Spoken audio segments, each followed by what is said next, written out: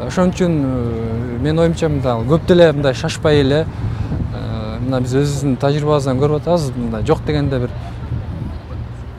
толук кандуу мындай жакшы тасмага 4-5 ай убакыт жөн эле кетет экен да. Бизге азыркыга чейин бир 20 000 АКШ долларын тегерегинде каражат жумшалды азыркыга чейин.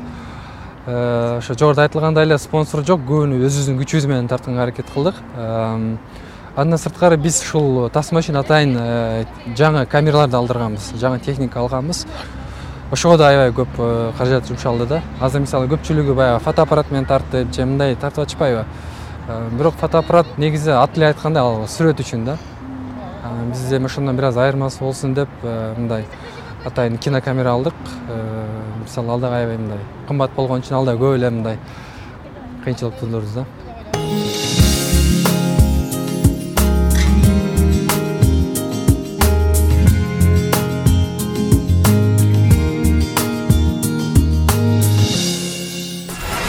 Азаттыктын радио жана теле берүүлөрүн Азаттык Чекит KG сайтынан табасыз. Сайтыбыздын орусча барагын окугуңуз келсе, Рус Чекит, Азаттык Чекит KG. Ал эми чөнтөк телефонун окуйм десеңиз, Азаттык Чекит моби дарегин териңиз. Азаттык Чекит KG. Аалам жаңылыктары алаканыңызда.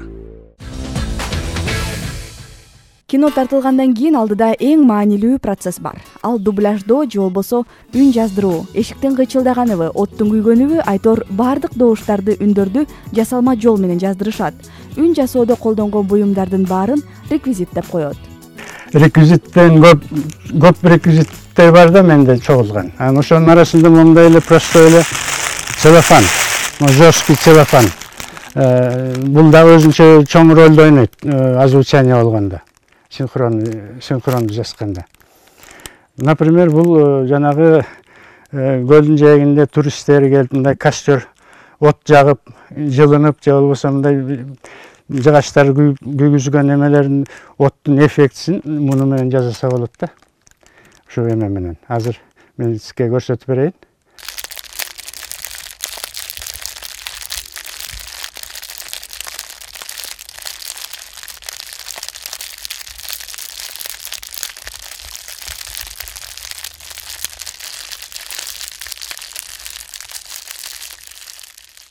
Азыр Кыргыз фильмдин студиясында режиссер Ирина Поплавскаянын Чыңгыз Айтматовдун Жамиля аттуу чыгармасына тартылган тасмасына кайрадан жаңылатып үн жаздырышууда. Ошо жанагы камыштардын арасынан жүгүрүп, тиги кыйкырып бараткан жерин азыр жасап көрөлү.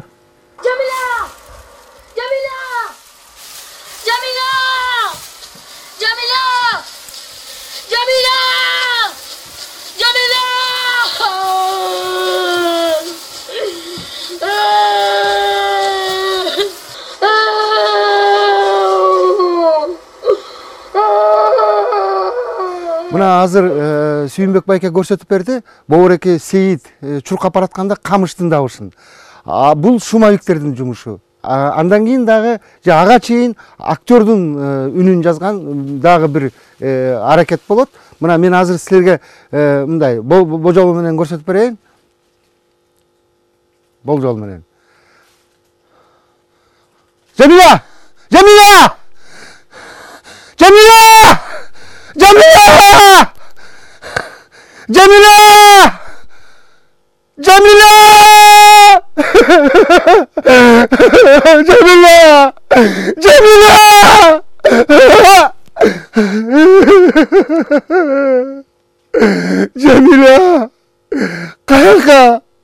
Азаттык плюс келиптир. Биз жөнүндө передача тартып атат. Мисалы ушундай да тамашалап койдум. Азыр мен көп байкап калам, озвучанияны жасап калышат башка бир студияларда. Могу жерде мындай микрофон турат, а могу жерде кичинекей телевизор турат. Анан ошону карап туруп мынтип эптеп септеп. Жок, андай болбош керек. Момундай пространство болуш керек.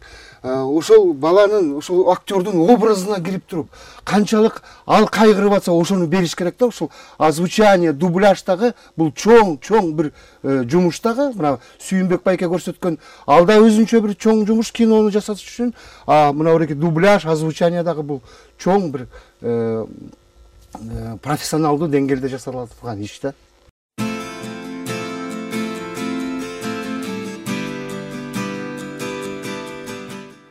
Кандай болгон күндө дагы кыргыз фильмдери тартылып жатат. Балким чын эле режиссерлор өзлөрү белгилегендей, акыры мыктылары иргелип, кайра кыргыз бермети деген наамга татыктуу болгон тасмалар жарала баштайт. Бүгүнкү күндө коомчулукта кыз менен баланын ортосундагы роль алмашып калды. Кыздар балдарды кафеге чакырып же болбосо кат жазып сүйүүсүн билдирүү көбөйдү деген пикирлер арбын. Балким бул нормалдуу эле көрүнүштүр, балким ушундай жол менен кыздар өзлөрүнүн баркын түшүрүп жатышкандыр. Балким биз бүгүн ушул теманы талкууга алабыз. Биз менен болуңуздар. Мындай азыр кыздар өздөрү чалып калганда балдаргачы каяктасың, эмне кылып атасың, эмне мага чалбай атасың деп анан өздөрү СМС жазып, анан кээ бирде балдар мындай өтө баягындай келишет, наглый дейби. Эркектен эркек болуш керек. Сүйүп калсам мен хоть маймылды алмакмын да. Аракет кылган кылбаганын билбейм, бирок Ромео менен Джульеттаны ойноп атканда аябай жакшы ат душу өп койгом да, ошондо эле мени күтүп калган.